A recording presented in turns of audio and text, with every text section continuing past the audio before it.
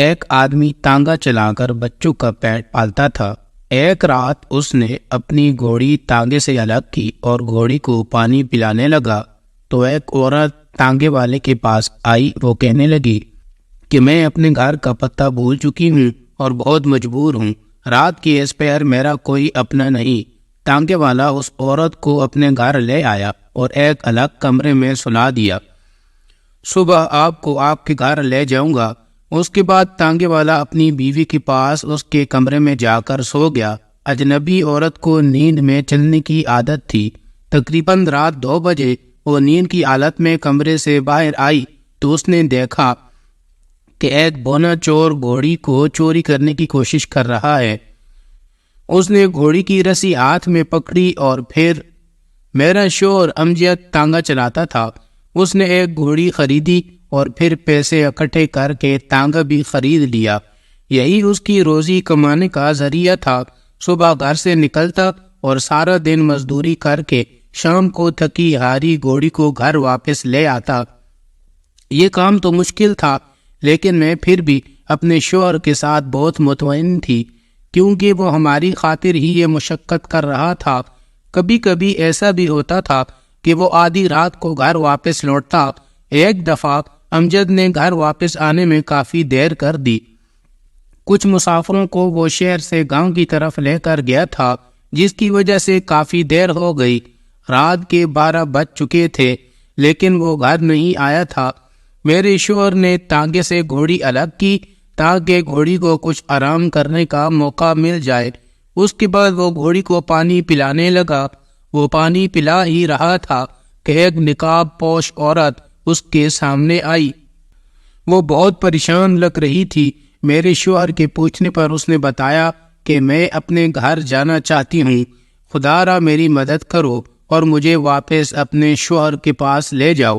تانگے والے نے اس عورت سے پوچھا کہ آپ کا گھر کہاں ہے اور آپ کو کہاں جانا ہے؟ وہ کہنے لگی کہ یہی تو مسئلہ ہے، مجھے اپنے گھر کا ایڈریس بھول چکا ہے۔ اس کی یہ بات سن کر میرے شوہر کو تھوڑا سا شک ہوا کہ یہ کیسے ہو سکتا ہے کہ کوئی عورت اپنے گھر کا ایڈریس ہی بھول چکی ہو۔ میں نے اس سے کہا کہ بی بی آپ کیسی باتیں کر رہی ہیں؟ اگر آپ کو اپنے گھر کا ایڈریس بھول چکا ہے تو میں آپ کو آپ کی منزل تک کیسے پہنچاؤں گا؟ وہ کہنے لگی بھائی مجھے اتنا یاد ہے کہ ہمارے گھر کے سامنے ایک جامع مسجد تھی، بس اس شہر میں جو جامع مسجد ہے مجھے اس کے پاس لے چلو تو میں اپنے گھر پہنچ جاؤں گی۔ امجد نے اس عورت سے کہا کہ بی بی اس شہر میں تقریباً 20 سے زیادہ جامع مسجد ہے تو میں کس مسجد کے پاس آپ کو لے جاؤں؟ آپ ایسی باتیں کر کے خود کو بھی پریشان کر رہی ہیں اور ساتھ ساتھ مجھے بھی پریشانی ہو رہی ہے۔ رات کی اس پہر میں آپ کو آپ کے گھر نہیں لے جا سکتا اور آپ کی اس بات پر تو مجھے شک ہوا کہ آپ کو گھر کا ایڈریس بھولا کیسے؟ عورت رو کر کہنے لگی کہ بھائی میں 7 سال بعد اپنے گھر واپس جا رہی ہوں۔ امجد نے اس سے پوچھا کہ آپ ان 7 سال کے عرصے میں کہاں رہی؟ تو اس عورت نے کہا کہ بھائی یہ لمبی کہانی ہے، خدا را مجھے یہاں سے کہیں لے چلو، میں آپ کو یہ ساری باتیں اس ویران گلی میں تو نہیں بتا سکتی، کسی نے بھی ہمیں دیکھ لیا تو مسئلہ بن جائے گا۔ امجد نے اس عورت سے کہا کہ بی بی بہتر یہی ہے کہ آپ فی الحال میرے ساتھ میرے گھر چلیے، صبح میں آپ کے گھر کا پتہ معلوم کر لوں گا اور پھر آپ کو آپ کی منزل تک پہنچا دوں گا۔ وہ اجنبی عورت تھوڑی دیر خاموش رہی، پھر اس نے امجد کی بات پر عمل کیا اور اس کے بعد امجد نے تانگے سے گھوڑی ملائی اور اس کے بعد اس عورت کو اپنے گھر لے آیا۔ گھر کا ایک کمرہ خالی تھا تو امجد نے اس عورت کو اس کمرے میں ٹھہرایا اور خود جا کر اپنی بیوی کے کمرے میں چلا گیا۔ اس وقت اس کی بیوی اور بچے سو رہے تھے۔ امجد کو معلوم نہیں تھا کہ اس عورت کو رات کو نیند کی حالت میں چلنے کی بیماری ہے۔ یہ ایک ایسی بیماری ہے جس میں مریض کو کبھی بھی تنہا نہیں چھوڑا جاتا۔ اگر امجد کو کسی طرح پہلے اس بات کا پتہ ہوتا تو وہ اپنی بیوی کے ساتھ اس عورت کو سلا دیتا اور خود الگ کمرے میں سو لیتا۔ خیر اس عورت کی یہ بیماری امجد کے لیے مفید ثابت ہوئی کیونکہ اس رات ایک ایسا واقعہ ہوا کہ امجد اس عورت کی وجہ سے بہت بڑے نقصان سے بچ گیا۔ تقریباً رات کے 2 بجے تھے کہ عورت اپنے بیڈ سے اٹھی اور اس کے بعد کمرے سے باہر نکل کر صحن میں آ گئی۔ این اس وقت جب اجنبی عورت صحن میں آئی تو ایک بونا چور امجد کی گھوڑی چوری کرنے میں مصروف تھا۔ بونے چور نے جیسی ہی عورت کو دیکھا تو خوفزدہ ہوا اور یہ سمجھتے ہوئے بھاگ گیا کہ کہیں عورت نے شور مچایا تو میں پکڑا جاؤں گا، جبکہ اسے نہیں معلوم تھا کہ وہ تو اپنے ہوش میں نہیں ہے۔ وہ چلتی رہی صحن میں 20 سے 25 منٹ۔ اس کے بعد وہ آہستہ آہستہ سیڑھیاں چڑھنے لگی اور گھر کی چھت پر چڑھ گئی۔ امجد ابھی کچی نیند میں تھا کہ اسے چھت پر قدموں کی آہٹ سنائی دی۔ وہ پریشان ہوا کہ آدھی رات کو کون چھت پر ہے۔ یہ سوچ کر کہیں وہ کوئی چور نہ ہو، وہ اپنی جگہ سے اٹھا اور چھت پر دیکھا تو اس کے رونگٹے کھڑے ہو گئے۔ وہ عورت چھت کے کنارے پر تھی اور اگر امجد کو آنے میں تھوڑی بھی دیر ہوتی تو وہ نیچے گلی میں گر جاتی۔ امجد نے جا کر اسے واپس کھینچا تو عورت نیند سے بیدار ہوئی۔ عورت حیران تھی کہ وہ چھت پر کیسے پہنچ گئی۔ اس کے بعد امجد نے اس سے معذرت کی کہ مجھے نہیں معلوم تھا کہ آپ کو نیند میں چلنے کی بیماری ہے۔ خیر، امجد اسے نیچے لے آیا۔ امجد کی بیوی بھی نیند سے بیدار ہوئی تو اس نے اپنے شوہر کو کسی عورت کے ساتھ دیکھا۔ پہلے تو وہ حیران ہوئی اور اپنے شوہر پر غصہ ہوئی۔ وہ غصے کے لہجے میں امجد سے پوچھنے لگی کہ یہ کون عورت ہے اور رات کے اس پہر اسے کہاں لے آئے ہو؟ مجھے تم سے تو اس بات کی توقع نہیں تھی۔ امجد نے اپنی بیوی سے کہا کہ آرام سے میری بات سنو، جو تم سمجھ رہی ہو ویسا ہرگز نہیں۔ کبھی کبھی انسان جلد بازی میں غلط فیصلے کر لیتا ہے اور دوسروں کے بارے میں بدگمانی پیدا کر لیتا ہے، لیکن حقیقت کچھ اور ہی ہوتی ہے۔ یہ بیچاری ایک اجنبی مسافر عورت تھی۔ آدھی رات کو مجھے اڈے میں ملی تھی، اپنے گھر کا پتہ بھول چکی ہے۔ میں نے سوچا کہ آج رات اس کو اپنے گھر میں ٹھہرا لیتے ہیں، اس کے بعد صبح کو اس کو میں اپنے گھر چھوڑ کے آؤں گا۔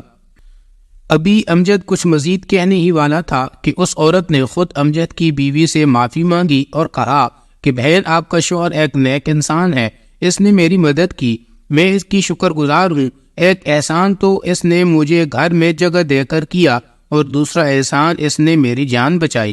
اگر یہ تھوڑی دیر میں نہ آتا تو میں شاید زندہ بھی نہ بچتی۔ اس عورت کے جڑے ہوئے ہاتھ اور باتیں سن کر امجد کی بیوی کا غصہ تھوڑا ٹھنڈا ہوا۔ فجر کی اذان کا وقت ہو چکا تھا۔ امجد کی بیوی نے اس عورت کے لیے چائے بنائی اور کہا کہ بی بی، آپ اپنے بارے میں کچھ بتائیں، آپ اپنے گھر کا ایڈریس کیسے بھول گئی؟ یہ بات تو بہت عجیب ہے کہ ایک عورت اپنے گھر کا ہی ایڈریس بھول جائے۔ اجنبی عورت نے امجد کی بیوی کو بتایا کہ میرا نام آمنہ ہے، آج سے 7 سال پہلے میری عدیل نامی ایک شخص سے شادی ہوئی۔ یہ شادی بھی ایک حادثاتی شادی تھی اور جلد بازی میں ہوئی، کیونکہ تایا جان اپنے بیٹے سے میری شادی کروانا چاہتے تھے۔ تایا جان کا بیٹا یعنی میرا کزن ایک اوباش لڑکا تھا۔ جوئے کھیلنا اور ہر وقت ہوٹلوں میں غلط بندوں کی صحبت میں بیٹھنا اس کی عادت تھی۔ ابا جان مجھے اس جہنم سے نکالنا چاہتے تھے تو میرے رشتے کے لیے بھاگ دوڑ شروع کر دی۔ کچھ دنوں بعد میرے ابا کے ایک دوست نے اپنے بیٹے کے لیے میرا ہاتھ مانگ لیا۔ وہ میرے ابا کا بچپن کا دوست تھا اور جب اس نے ابا کو پریشان دیکھا تو پریشانی کی وجہ پوچھی۔ ابا جان نے اسے سارا واقعہ بتایا کہ کس طرح میرا بڑا بھائی اپنے بیٹے سے میری بیٹی کی شادی کروانا چاہتا ہے، جبکہ اس کا بیٹا ایک اوباش نوجوان ہے اور میری بیٹی کے لائق نہیں ہے۔ ابا کے دوست نے فوراً ہی اپنے بیٹے کے لیے میرا ہاتھ مانگ لیا۔ کچھ دنوں بعد میری بڑی سادگی کے ساتھ شادی ہوئی۔ عدیل کی اپنی ایک کرانے کی دکان تھی، اسی دکان کی وجہ سے گھر کا سرکٹ چل رہا تھا۔ عدیل اچھا اور بااخلاق نوجوان تھا، محنت پر یقین رکھتا تھا۔ عدیل کا گاؤں ہمارے شہر سے 760 کلومیٹر دور تھا۔ شروع میں سب ٹھیک تھا، لیکن اچانک عدیل کو کاروبار میں خسارہ ہونا شروع ہوا۔ عدیل جب بھی گھر واپس لوٹتا تو اس کو پریشان دیکھ کر مجھے بھی پریشانی ہوتی۔ میں اسے تسلی دیتے کہ ہمت سے کام لو، کاروبار میں منافع اور خسارہ یہ تو کاروبار کا حصہ ہے، لیکن اس نے کہا کہ ایسا پہلے کبھی نہیں ہوا۔ ہماری شاپ کی سیل بہت گر چکی ہے اور مجھے نہیں لگتا کہ اب میں دوبارہ اپنے پیروں پر کھڑا ہو سکوں گا۔ کاروبار میں خسارے کے ساتھ ہی میری ساس کا رویہ مجھ سے خراب ہوتا چلا گیا۔ وہ مجھے یہ منحوس قرار دینے لگی کہ جب سے یہ لڑکی سے میرے بیٹی نے شادی کی ہے، ہمارے دن بھر ہی یہ میرے بیٹے کی دکان بند ہو گئی۔ اور اللہ نے ہمارے رزق میں برکت ہی ختم کر دی۔ یہ وہ باتیں تھیں جس کی وجہ سے میرا دل میری ساس کی باتوں کی وجہ سے گھٹ سا جاتا تھا اور مجھے بہت افسوس ہوتا تھا، لیکن میں نے اپنے رب پر بھروسہ رکھا اور ساس کی باتوں پر زیادہ توجہ نہ دی۔ مجھ سے جتنا ہو سکا میں نے اپنے شوہر کا ساتھ دیا۔ عدیل جب بھی دکان سے گھر میں آتا تو میری اور میری ساس کی لڑائی دیکھ کر واپس چلا جاتا۔ اس بات سے مجھے بہت دکھ ہوتا تھا۔ جب میں نے عدیل کو پریشان دیکھا تو ساتھ سے بحث کرنا چھوڑ دیا۔ وہ مجھے برا بھلا کہتی رہتی لیکن میں خاموشی سے سنتی، صرف عدیل کی خاطر اپنی بےعزتی برداشت کرتی۔ میں عدیل کو اکیلے میں سمجھاتی تھی کہ ماں جی میری بہت بےعزتی کرتی ہے، میں خاموشی سے تمام باتیں برداشت کرتی ہوں، لیکن کب تک؟ ایک نہ ایک دن انسان کی برداشت ختم ہو جاتی ہے۔ میں بھی آخر انسان ہوں۔ ایک دن میری ساس نے میری ماں کو گالیاں دی، یہ مجھ سے برداشت نہ ہوا۔ میں نے ساس کو جواب دیا کہ اچانک عدیل گھر میں داخل ہوا۔ وہ غصے میں پاگل ہو گیا۔ اس نے مجھے زوردار تھپڑ رسید کیا۔ یہ زندگی میں پہلا تھپڑ تھا جو عدیل نے مجھے مارا تھا۔ یہ بات مجھ سے برداشت نہ ہوئی۔ میں نے اپنا سامان پیک کیا اور گھر سے چلی گئی۔ میرے والدین نے، خصوصاً میرے والد نے مجھے بہت سپورٹ کیا اور اس نے کہا کہ جب عادل تجھے لینے آئے گا تو میں اس کو سبق سکھاؤں گا۔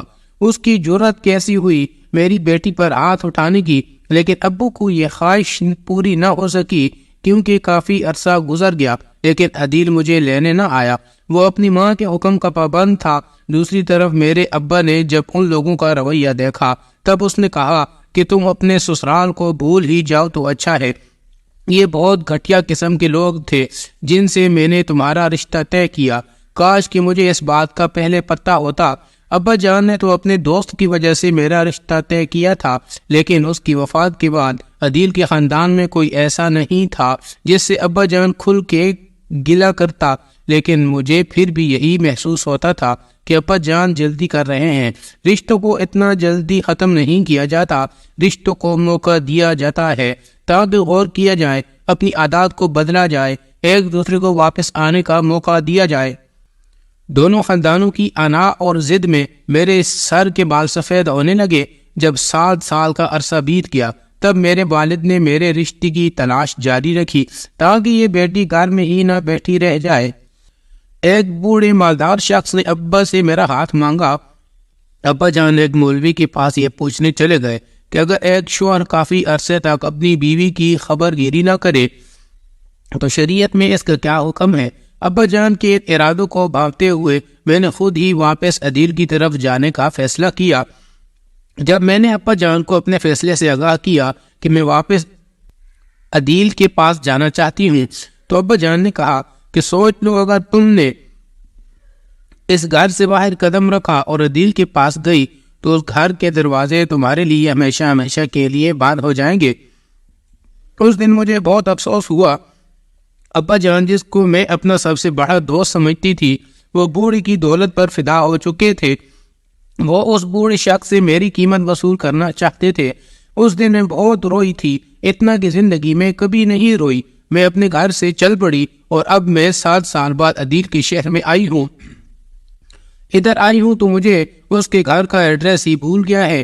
مجھے تو یہ بھی معلوم نہیں کہ عدیل نے دوسری شادی بھی کر لی ہے یا نہیں۔ عدیل مجھے دیکھ کر خوش ہوگا یا واپس مجھے گھر سے نکال دے گا۔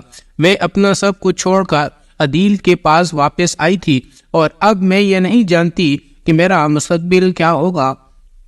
اگر عدیل نے بھی مجھے نہ اپنایا تو نہ میں گھر کی رہوں گی نہ گھاٹ کی، در در کی ٹھوکریں ہی کھاؤں گی۔ بس میں اسی امید پر واپس آئی ہوں کہ شاید اب بھی عدیل کے دل میں میرے لیے جگہ ہو، تھوڑی سی ہی صحیح لیکن کچھ نہ کچھ ہو، اس کے دل میں میرے لیے جگہ ہو۔ اب مجھے اس کے گھر کا پتہ معلوم نہیں، نہ گلی نمبر یاد ہے نہ ہی پلاٹ نمبر۔ میں تو شادی کے 20 دن بعد ہی واپس اپنے میکے آ گئی تھی، نہ محلے والوں سے کوئی جان پہچان ہوئی۔ 20 دن گھر میں رہنے کے بعد فوراً واپس آ گئی۔ امجد اور اس کی بیوی نے اسے تسلی دی اور کہا کہ آپ پریشان نہ ہو، آپ ہماری چھوٹی بہن ہیں، ہم سے جتنا ہو سکا ہم آپ کی مدد کریں گے۔ انہوں نے عدیل کے والد کا نام آمنہ سے پوچھا اور یہ معلوم کرنے کی کوشش کی کہ ان کا گھر کہاں ہے۔ آمنہ نے مزید بھی یہ بھی بتایا کہ ایک بہت بڑی جامع مسجد تھی جس کے ساتھ ہی ان کا گھر تھا۔ اس نے جامع مسجد کا نام بھی بتایا۔ ہم نے اپنے امام مسجد سے اس مسجد کا پتہ پوچھا تو اسے فوراً پتہ چل گیا۔ بتائے گئے پتے پر دونوں میاں بیوی آمنہ کے ساتھ گئے، دروازے پر دستک دی تو عدیل نے دروازہ کھولا۔ اس نے 7 سال بعد آمنہ کو اپنے سامنے دیکھا تو حیران ہو گیا۔ امجد اور اس کی بیوی نے عدیل کو سلام کیا اور پھر سائڈ پر ہو گئے تاکہ میاں بیوی آپس میں کھل کر بات کر سکے، 7 سالوں کی حبر ایک دوسرے پر نکال سکے۔ اگر ان کے دل میں ایک دوسرے کے لیے اب بھی جگہ ہے تو شاید وہ واپس میں دوبارہ ایک دوسرے کے ساتھ زندگی بسر کر لے، آپس میں گلے ملے اور خوب روئے۔ عدیل نے روک کر آمنہ کو بتایا کہ میں تمہارے گھر آیا تھا تمہیں لینے کے لیے، لیکن تمہارے باپ نے مجھ سے کہا کہ وہ تو تمہاری شکل بھی نہیں دیکھنا چاہتی اور ہم اپنی بیٹی کو کبھی بھی تمہارے ساتھ نہیں بھیجیں گے۔ میں روتا ہوا اس گھر سے واپس آ گیا، لیکن میں نے تمہیں طلاق دینے کے بارے میں کبھی نہیں سوچا، حالانکہ تمہارے باپ نے مجھے اس بات کے لیے مجبور بھی کیا تھا۔ اس نے مجھے کچھ پیسوں کی بھی آفر کی تھی۔ آمنہ نے جب یہ سنا تو اپنے باپ کے خلاف اس کے دل میں پہلے سے بھی زیادہ نفرت آ گئی، کیونکہ اس کا باپ پہلے ہی اپنی بیٹی سے بہت زیادتی کر چکا تھا، اس کی زندگی برباد کرنا چاہتا تھا۔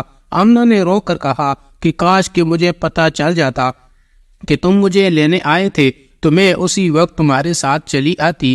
عدیل نے ابھی تک دوسری شادی نہیں کی تھی، اس کی والدہ کا انتقال ہو چکا تھا، وہ گھر میں اکیلا تھا۔ بقول امجد کے کہ میں نے اب بھی میاں بیوی کی آنکھوں میں ایک دوسرے کے لیے محبت کی چمک دیکھی تھی، وہ اب بھی ایک دوسرے کو اپنانا چاہتے تھے۔ افسوس کہ محض غلط فہمی کی بنیاد پر دونوں کو ایک دوسرے سے جدا رکھا گیا۔ عدیل نے امجد اور اس کی بیوی کا شکریہ ادا کیا، جن کے وسیلے سے ہی اس کو اپنی محبت واپس ملی اور جن کی بدولت دو پچھڑے ہوئے میاں بیوی آپس میں دوبارہ مل گئے۔ امجد نے بتایا کہ میرا اب بھی آمنہ اور عدیل کے ہاتھ چکر لگا رہتا ہے، وہ مہینے 2 بعد ہمارے گھر میں دعوت دیتے ہیں اور کبھی کبھی ہمارے گھر میں بھی آتے ہیں۔ وہ اپنی زندگی میں بہت خوش ہے، اللہ تعالیٰ نے انہیں ایک بیٹا اور بیٹی عطا کی ہے، دونوں بچے اپنے والدین کے لیے سب کچھ ہے۔